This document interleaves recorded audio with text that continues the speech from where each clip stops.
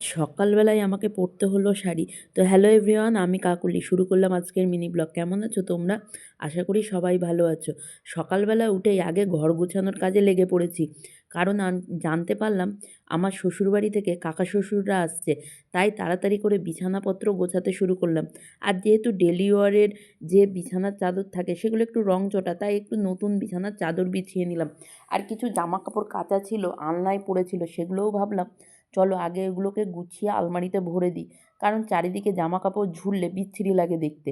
তো চলো আলমারিতে জামা কাপড় ঢুকিয়ে দেওয়ার পরে চলে এসেছি টেবিলটা গোছাতে। আর বন্ধুরা কি বলবে, এই টেবিলটা যতই গোছাই সে যেন দিন শেষে আবারও এলোমেলো হয়ে যায়।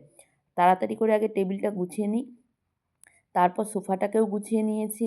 আরেকটা আমাদের বেডরুম আছে, সেই বেডরুমে এই বিছানার চাদরটা পেতেছি। এবার আমি নিজে রেডি হব, কারণ কাকা শ্বশুররা প্রায় কাছাকাছি এসে গেছে। ড্রেসিং টেবিলটা গুছিয়ে আমি শাড়ি পরে নিয়েছি। যেহেতু শ্বশুরবাড়ির লোক আসবে, হয়তো তারা কিছু বলবে না, কিন্তু আমার মনে হয়েছে একটা শাড়ি পরে নেওয়াই ভালো। ওমা, তার মধ্যে এসে গেছে একটা পার্সেল। এই পার্সেলটা অন্য একদিন তোমাদের সামনে ওপেন করব। ততক্ষণ সবাই ভালো থেকো, দেখা হচ্ছে নেক্সট ব্লগে।